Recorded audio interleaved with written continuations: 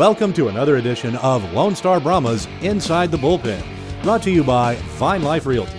And now, here's your host, Nick Merritt.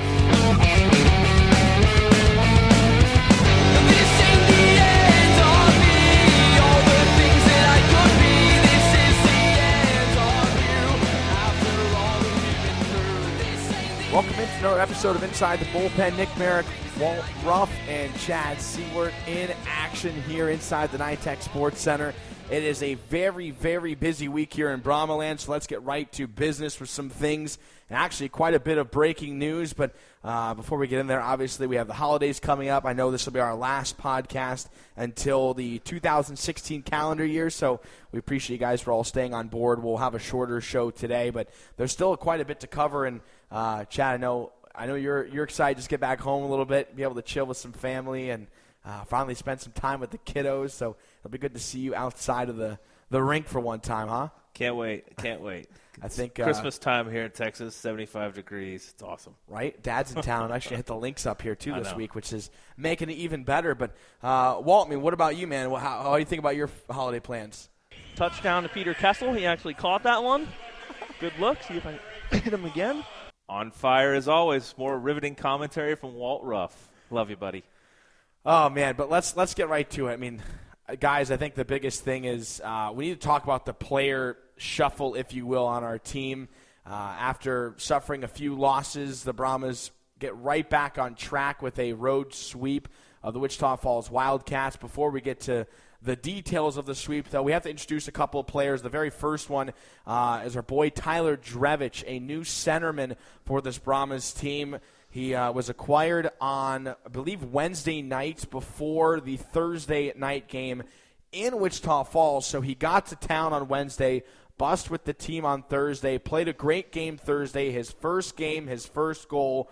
Nice shift. He played with Patava and Bates. From what I could tell, it was, he's very a good contributor to this team. I think he's going to fit the style very well. Obviously, he hasn't quite had a chance to learn the schemes, if you will, of Jeff and Dan, but that'll come along in a little bit of time. But obviously, you could tell the skill is there. I think he's going to be a very highly prized player to have in this Brahmas organization, looking to make, obviously, a run in the second half of the year and remain in the top half of the South Division. And with guys like that around the team, it's obviously going to do some benefits. Still haven't had a chance to talk to him. The boys are on break, by the way, right now, so it's kind of a quiet week here in the NYTEX Sports Center for both the Lone Star Brahmas and the Texas Junior Brahmas, who, by the way, I guess we'll have to get to the showcase as well in the show. I know we're kind of trying to pinpoint some things. We're all over the board here. It's everywhere. There's a lot. But so you guys can welcome Tyler Drevich. He played in the Youngstown Phantoms, who the Brahmas have had a bit of a relationship. That's where Sebastian Vidmar came from, to give you an example, in which he was sent down to Lone Star from Youngstown. Obviously, that's where Connor O'Brien is playing right now. He is set to come back within the week, so he'll be here by the January 1st game against Odessa, is my understanding. And then the next home games aren't until the 8th, so a lot to go over. But, Tyler Drevich, that came out of left field, huh? It did. And he has a history, I saw, you found with his family lineage back here in Fort Worth. Yeah, so he's got, and of course you put me on the spot. I don't have the information in front of me. Well, Fort Worth Fire, right? Yeah, so his dad played, I want to say one of those UMass schools, UMass Lowell. His dad played there.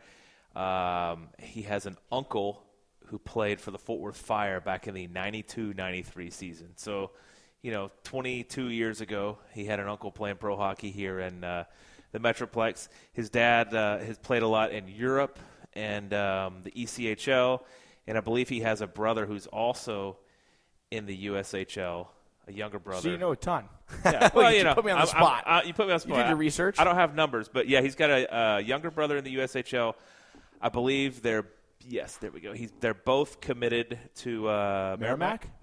Oh, I didn't know his brother was there. So I haven't had a chance to even ask him these type of questions yet. So here's a you want a Merrimack College fun fact? What's that? So that's where Ludwig Larson is. Yes, right. Alex Carl too. And Ludwig and his brother are there at Merrimack. Yes. Little brother tandem. Yes. And so now Drevich and his brother Logan will be the next brother pair. So a couple pairs of brothers at Merrimack with ties to the Brahmas. But Drevich looks like a good pickup. That kid's got 100 games. Wow. In the USHL, and as far as point production goes, pretty solid. He's been a good contributor. So, like I said, out of left field to come to Brahma land, but big time out of left field. We'll take it. Yeah, I mean, I think he's a guy who's going to add, and it looks like everybody was kind of commenting on different posts on the Brahmas page from the Youngstown fans. You could tell he was well respected because how many fans reached out to us and said, "Oh, you're getting a great kid in Tyler. He's awesome. He's a gritty player." Some fans even say he's not afraid to drop the gloves. So if that's the case, the Brahmas definitely need that moving forward. Absolutely. Unfortunately, he was sick on this weekend, so wishing him well now. But he did play on Saturday. He missed that Friday game, so the fans are wondering why he sat out the second game. That was because apparently he wasn't doing too well from probably just so much stress and coming over here and new team driving up, and it's a lot of travel. But then he ended up going on Saturday. The Brahmas absolutely pumped the Wildcats all 3 games. So for the sweep, to give the fans idea, Thursday, how about that? 8-2. Mm-hmm. The stats, the biggest way to put in perspective, 8 goals is the most goals scored in the Lone Star Brahmas under Dan Wildfong. Obviously, he's the only coach, but in the 3 years in the NAHL, it's the most goals the Brahmas have ever scored. Under the tutelage of John LaFontaine in Wichita Falls, that is the Wildcats' worst loss ever to date under him. 8-2, so a 6-goal loss was a tough one. I think the last one I looked, and shout out to Newman for finding this one. Chad Gadarian had a hat trick when he played for the Jackalopes against Wichita Falls in their worst loss in the last 3 years. They lost by 7. I think it was 9-2 the score. Wow. So that was the worst loss before the 6-goal loss they had to the Brahmas. And ironically, Chad Gadarian, former Brahma and Jackalope, had a hat trick in that game. So another fun fact. If you want a Merrimack fun fact. We got fun facts. Walt, what do you got for us? Another fun fact? Hogan Davidson goes 5-on-3. Perfect. All right, I could see that. Okay. All right.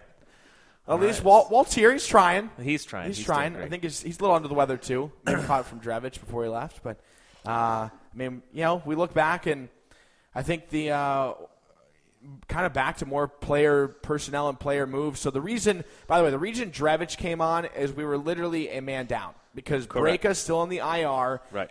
Some people, including myself, I was wondering, do we have enough spot? Like, is there going to be a move to be made? And the answer is no, because Breaka on the IR opens that roster spot. You're allowed to have 23. It was at 22. Great. Bring in Drevich. We're at 23.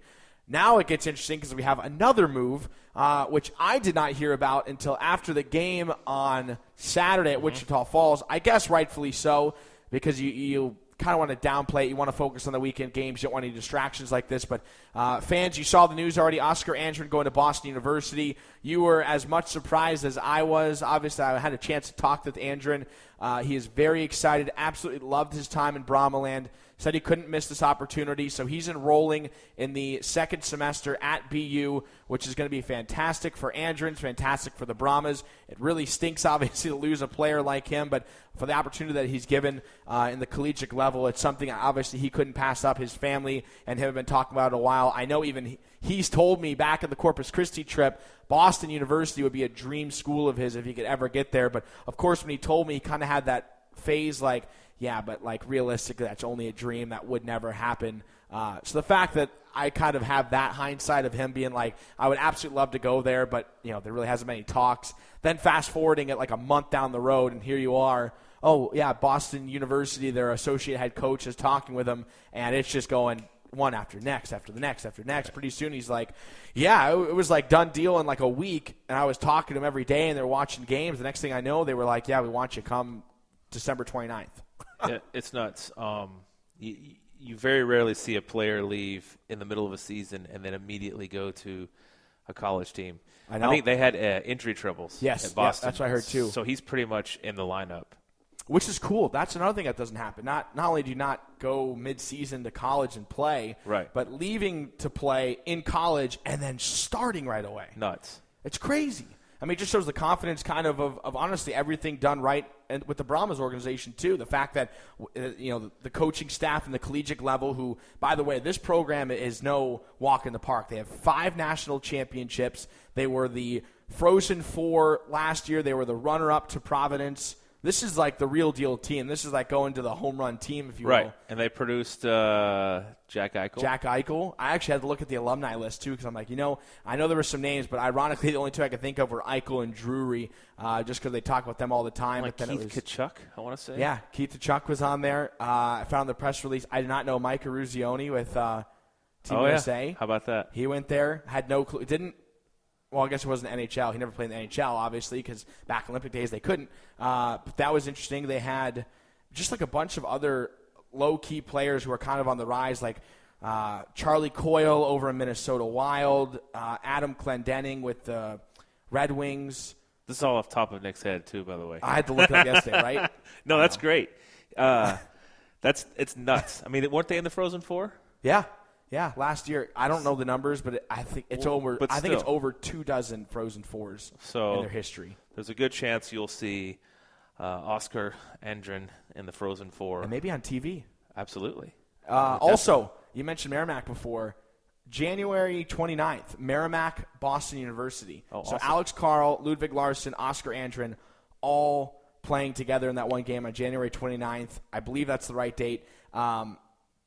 And Oscar told me when I asked him, like, did you even talk to Ludwig about that? And he's like, no, I haven't even mentioned it to him yet. He's going to have no idea. And I'm like, he's going to love that. That's awesome. Because they were obviously tight last year. But So technically, remember we talked a few weeks ago, a couple months ago at the beginning of the season, we're talking about how many Division I commitments we're going to have by the end of the year. And we're all making these off-the-wall predictions, myself especially. But we were, 14, 12, and Walt said 10?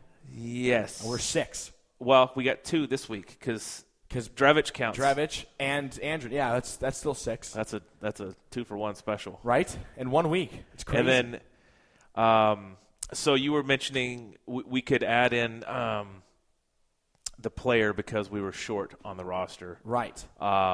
We have more player movement coming. We do, and kind of the same exact thing. This is breaking news, right? It is. Yeah, this is the first time we're sharing this. So wait, we need some sort of breaking news sounder here. Let's see what I've got here. Breaking news. There you go. Breaking news. Love it. Now to Walt Ruff. He didn't want to tell me about it. He kept it modest. Not the breaking news we were looking for, Walt. Back to Nick Merrick with the breaking news. So Brahmas have an open spot now with Andrin going off to college. They just made a trade with the Amarillo Bulls to bring in one of their leading scorers and also a fellow journeyman from Sweden in Johan Lundgren. So he will be in Brahmaland here to start 2016. It's my understanding he will not be at the game in Topeka. At least that's the first word I heard, but I can't 100% confirm that. About 99% positive. But he'll be back for, obviously, the next home game, so fans will get a chance to see him. I'm assuming he would take over number 19, but that's just an assumption right now. Drevich is wearing 2, and then I think he would take over Andrin's number of 19. So Lundgren had 21 points in 28 games, I believe, for Amarillo. So which is good because pretty solid. That team was terrible. Yeah, and he was one of their top performers, 100%. Yeah. Obviously it's hard to turn down a chance to come to Lone Star. It's a situation that actually helps out both teams.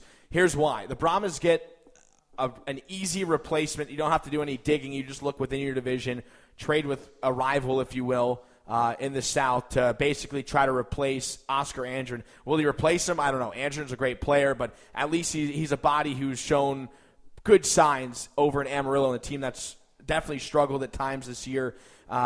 But now it's also good because the Brahmas don't have to trade another player. Mm-hmm. So now all of a sudden, ding, ding, ding, you go back to the preseason moves when you traded away Darian Hansen to Aston. You traded away Gunnar Rivers to Odessa. You picked up tenders, which are basically contracts, if you will, right, for the summer for the coaching staff to sign players for the next year's team. The Brahmas added a surplus of 2 to their already 10. So they have 12 tenders. Usually teams only get around 10 anyways. So those become trading pieces, and perfect time. I think they flopped a tender and a few draft picks for Lundgren, and he's going to be reporting to the team. So it's kind of crazy to see 3 player movements in literally a week span right before the holidays. Yeah, it's just wild. It's nuts, and we'll have more player movement. I mean, who knows what these guys Dan and Jeff are working on in the trade deadline. I mean, yeah, and that's what, 2 months away now? they've never been quiet. Yeah. No. And There's been moves made, i.e. last year, Walrab, Carl, Gadarian. Exactly. Now, when Breckett comes back, obviously there's going to be some sort of There's got to be a move. adjusting that's going to take place there. So Yep. Well, I mean, it's not a circus and a carousel like it was in 2013-14, but it's going to be. But there's moves that are made, and they're smart ones, right? Yeah. We're just not shuffling quantity. We're going more for quality. And right. Well, I think a big thing, I guess, is really you look at last year's team. It was kind of the same situation, actually. They had an extra player. I believe Walrab was the one that came earlier because they didn't have to get him from the rights from the BCHL, the Tier 2 junior hockey in Canada. There was no return piece in that. I think it was, I don't know, I guess it was between ownership and that's over my head, so I'll pass on that comment. But we had to cut one player to get down to it. I remember the Brahmas staff was trying to trade somebody, and they were trying to make a move, and that's where Nick Ford ended up getting with the Texas Junior Brahmas. So, I mean, hey, if you're a player right now, yeah, I mean, I know it's tough to think about and swallow, but yeah, there's going to be a move made. We look at it now. There are 24 players. By February, whatever the date is, March 1st, whatever, there's got to be 23. I guess I should know the date off the top of my head, but I don't. Trade deadline in a few months, you got to trim it by one. So that means a player has to be moving. Yeah, and we've got a lot of hockey between now and then, and who knows what the health status will be. I mean, in hockey, it's a roll of the dice every day. So, which I know coaches I shouldn't say rely upon, but that's terrible. Obviously, they don't want a player to get injured, but it helps them at least a little bit when a player gets injured. At least the thought of like, all right, well, we already had an extra player anyway, so at least we don't have to do any. We don't have to scramble. Right. I mean, look, it helped Andren with an injury. Right. Right. Yeah, exactly. Well, we'll give a gander to our NA3HL Texas Junior Brahmas. So you mentioned the Texas Junior Brahmas. Yeah. So we should talk. They just got back from the NA3HL showcase in sunny Blaine, Minnesota. Sunny and cold, right? Sunny and probably blizzardy and cold. 2 degrees in the sun. Yeah, it was a good weekend there. I mean, we'll keep this one short, but Brahmas got 2 wins out of the 3 games. It's identical. It's ran identical to that of the NAHL showcase. So the teams gets to play other teams in different divisions. Right. Played Helena Bighorns on the first game, beat them pretty well. Second game, tough loss to Breezy Point, but where is Breezy Point? Good competition. Got to be Minnesota. Yeah, I think they're in Minnesota. So local team. Local-er. Localish. and then Making the up words. Third game. Third game was Cincinnati Thunder, and that one that was a big victory. Yeah, that was a 3-1 win there. I know Dunner had a few goals. Ryan Dunner had a few goals in the tournament. The team played pretty solid defensively. Obviously, they had a stumble there in the middle game against Breezy Point. They did get shut out in the one game, but I mean, you got to be pleased coming back. I think they're 21-4-2 on the season, so they're doing very well. They're top in the South Division, and they're going to be competing for a chance to go for the Silver Cup at the NA3HL play. So from a Blaine showcase, the team did its job. 2 out of 3 wins. The players got showcased to different NA teams, BC teams, CHL teams, NCAA teams. That's good. Yeah. And the week that the last home game weekend, what was that, December 11th and 12th, they were in Crosstown against the Mid-City Stars, and didn't they just beat them like 65-1? A 2-game stretch. Which one was that? Wait. Before the showcase. Yeah. Yeah. It just annihilated. Al, when he posts his scores and how proud of the team he is, it's. I keep joking with him. It's like, hey, you need to find a new kicker because every game you win is 6-0 or 12-0 I think your kicker is your weakness. But they've been absolutely lighting the lamp like crazy, which was our problem with the Lone Star team. Right. Up until this past weekend. Right. When apparently this machine gun offense that we've been running started finding holes in the back of the net. Right? It's about time. And guys stepped up. I mean, that's just the way it was. It was a great team game. They jumped on them early on Thursday. 3 goals in the first 5 minutes of a 3-game series on the road is always going to help your case. And obviously that kind of carried on very, very well. I guess when you look at some things coming up, too, in the future is home games on the 8th and 9th of January against the Odessa Jackalopes. Yay! Do you have any? You had breaking music. Do you have any party music to throw in? I don't know. There we go. There we go. So we're finally getting a new team in Finally NITEX. get a new team. The Odessa Jackalopes, who ripped off Ottawa Senators' third jerseys. They did. Blatantly. They with did. That O. But it'll be great. But before then, we've got Topeka Roadrunners. Day after Christmas. Yes. Little road game. Yeah. That'll be interesting. That'll be a good game because Topeka is a very hot team right now. You know, I don't know if they held on in that last game to Springfield. They're technically tied with us. Yes. But it's kind of a not very leading stat because they've played 4 more games than we've played. Correct. So technically our win percentage is higher, which means we play those games that they have in hand and we pass them, assuming we win. Glad we got that straightened out now. Oh, it came to an end. So they had a 10-game winning streak going into Saturday, and they lost 3-0 to Springfield. I saw they were down 2-0. That held on. But still, Topeka is one of the hottest teams. The Brahmas had the Wildcats, who had a 9-game winning streak going into the weekend. The Brahmas knocked that right away on Thursday, obviously Friday and Saturday too. And then Topeka had a 10-game winning streak up until through Friday's game into Saturday. Then they lost that one. So obviously now Topeka is going to be hungry for a bounce back. Both teams, a very short break. I would hope, just for the players' standpoint, they don't have to practice this week over in Topeka. From a Brahmas winning standpoint, run them, keep running them because they're going to get burnt out if that's the case. But our guys are on break. They have the week off.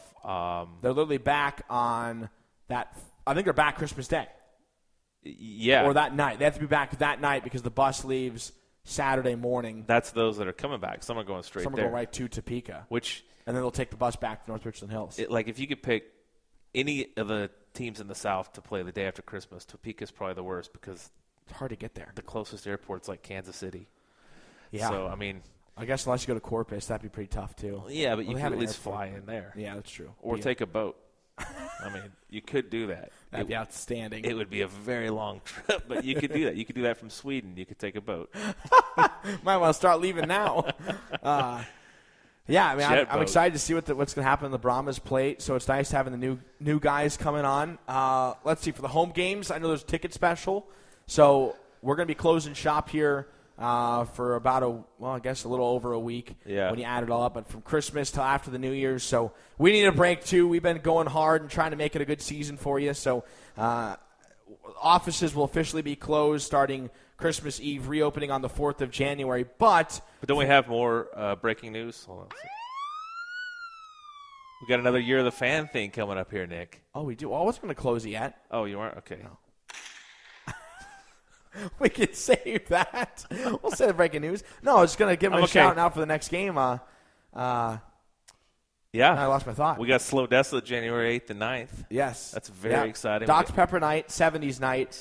And tickets online, LoneStarBrahmas.com. Because of the inconvenience of having to close shop, you can get tickets for $8 using the promo code New Year. So that's New Year, 2 words, capital N, capital Y, everything else lowercase. That's right. $8. And pretty solid for a Brahmas night. Solid. I believe on 70s night, we probably will have a costume contest. 100%. And fans will be lucky. Our own Scott Plord will not be in the contest because he'll be judging it. I think he still has all his clothes from the 70s in his closet, so he will be he's a strong contender. We did 70s night at the Fort Worth Convention Center one year, and literally I dressed up, Scott dressed up, but his look was authentic. I mean, he even had this mustache. It was as authentic as it gets.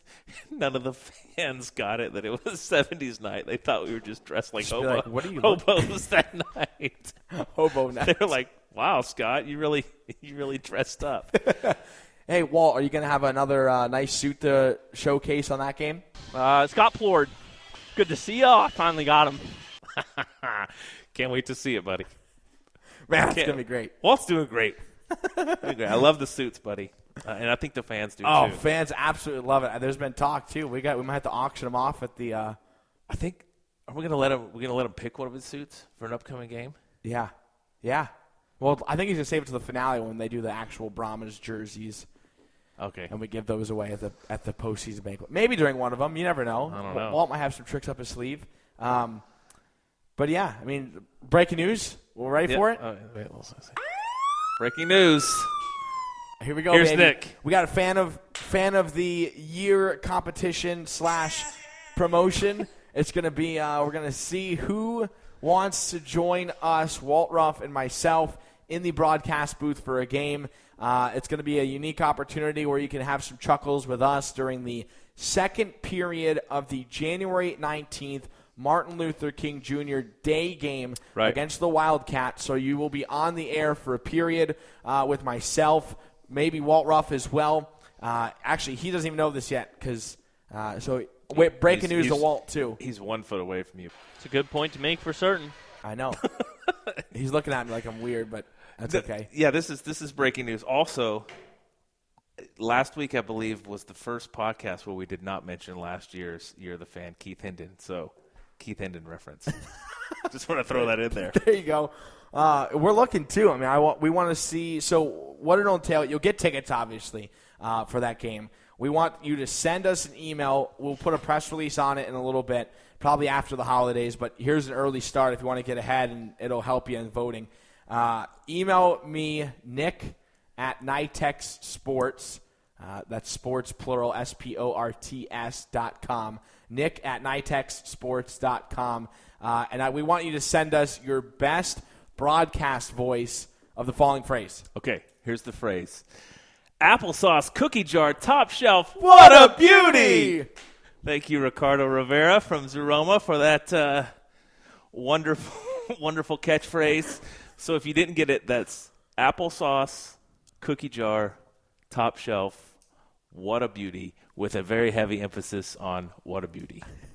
You got to build it up. Let's see the build. Applesauce cookie jar, top shelf. What a beauty! Look at that.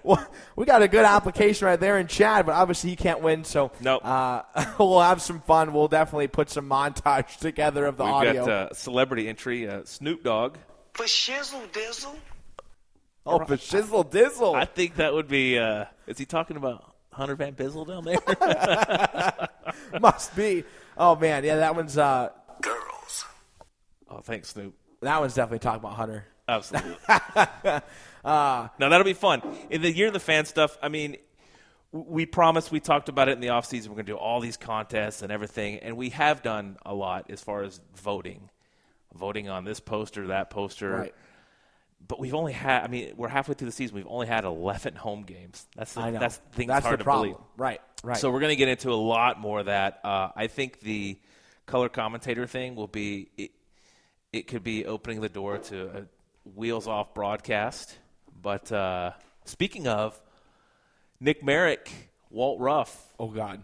Homer Call baby. Of the Week winners last week on the Bob and Dan radio program. That's right. Do we move on from the Homer Bowl? When's that starting? I don't know. I think the last week of the regular season of Homer Call of the Week is this week. I think this week, and then we'll go into too. the playoffs. So we'll have to keep our eyes on that. Good deal. Let's win, baby. But yeah. Do you have Screw Santoro? That that clip? For those of you who don't know, that's Nick pretty much lost his mind in Amarillo. Kaspersky was cross-checked in the face, and Nick went on a epic rant. Should we play it? It looks like Walt's kind of scheming already. So here's our quiet Walt. He's going to throw me under the bus with the clip. So he wants to play. Here we go. Bulls on a 3-on-2, but they just flop one on net through center ice. And, oh, look out! Extra hit by Amarillo. Skelly goes right for him. They took a cheap shot at Kaspersky. That's unacceptable from Amarillo. Nicholas Santoro came flying in from the blue line. If they don't throw him out, there is something wrong. Santoro needs to go. He's got to go. You can't do that. You can't come in and throw a cross-check in the goaltender's face. Get off the ice. Nicholas Santoro, that is ridiculous. Absolutely unexcusable play by the Robert Morris commit, and I would be ashamed if I was Robert Morris. There goes Santoro. So long, buddy. Go back to the locker room. Absolutely ridiculous. Zimmerman in the box, Skelly in the box, Snitchy in the box. Obviously, Santoro gone. No place for that. No place for that. Wow. Oh, boy. What a beauty. Wow. That's great. That was it. That was the ending. Wow. Yeah. I sent that over the ticket saying, hey, I told you guys we'd have some sort of homer call at some point during the season. I think this may be it. And they love it. I think Bob Sturm said it's a fine line between wrestling and hockey. Yes, yes. Also, the Fort Worth Brahmas. We love that. Yeah. Thanks, Dan McDowell. That's okay. That's okay. You got the Brahmas part right, which is the harder part. So. That is. Dan's a good guy. Yeah, I mean, homer call. Oh, it is that it is. I think it was frustration of a few things. Here's the Nick Merrick tease. They just had a no goal before that, which apparently ruffled my feathers a little bit, and just felt like it was a good time to explode. Kind of frustrated with Amarillo, and you gotta go. Why the heck Santoro, not? you gotta go. See you, buddy. That's good stuff. And congrats to you guys on that. I know that a lot of people heard your call throughout the Metroplex area. Yeah, they were tweeting at us and the Brahmas. And it was pretty funny. So we'll keep posting the homer call and see how we do in the finals. I mean, might as well. It's the go Brahmas, good or bad, right? Absolutely. But man, all right. Well, good week. So a lot of player movement. Mm-hmm. We'll do. Here's our 1-minute recap brought to you by Alliance Office System. For shizzle dizzle. And Snoop Dogg. Tyler Drevich, new player to the team. Oscar Andrin, Boston University, new player via trade, Johan Lundgren from Amarillo. The Brahmas win the showcase 2 games out of their 3. The Brahmas sweep the Wildcats all 3 games on the road. And we have a fun Fan of the Year contest. Email me and send us applesauce, cookie jar, top shelf. What a beauty! And you might be on the broadcast with us on the Martin Luther King Jr. game. But what else we got? Anything else?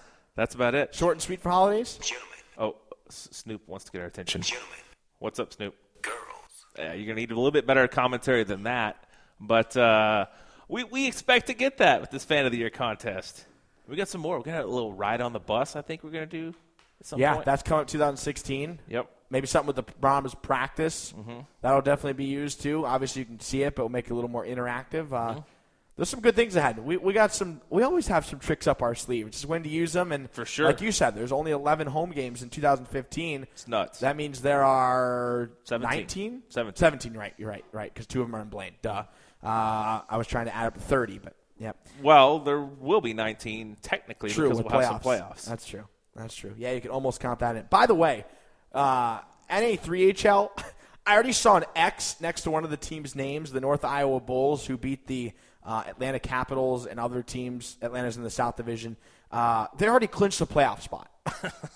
And put an X next to their name, and I'm like, what, did we cut them from the league? But then you have to scroll down, and you're like, oh, my God, X. They actually start putting it up now for clinched playoff berth. Like, what? I know. I think in the NA Kenai River, they could have been technically voted out of the playoffs back in October, right? And I think they've won 1 game all year. That's probably true. Oh, man, are they still at 1? I don't know. I got 1. They got 2. I mean, somebody please give them some charity.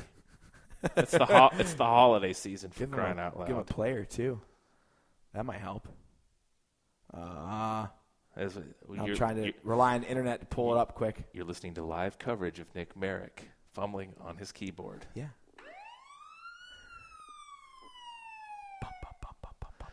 Good times. Yeah, 1 win. One win and 1 overtime loss. Win. 1-28-1.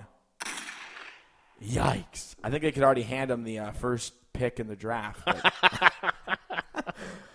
Sorry, Kenai. Not quite cutting it up there, but stay gold, pony boy. We'll wrap it up for our Inside the Bullpen podcast. It's been fun as always. Wishing all of Brahmaland a very Merry Christmas. And Walt, what do you got for us in closing? Get what they were going for, but didn't wind up being too successful. Some eggnog and a break. That was 2-minute roughing with Walt Ruff. Always love it, man. It's always great to have you on the podcast too, Walt. But let's see. Yeah, we'll close it out. Merry Christmas to everybody in Brahmaland. Happy New Year. Happy holidays. And we will see you back next time in 2016. It has been a good one. The horn is going off. Our time is over. We will see you later. For shizzle dizzle.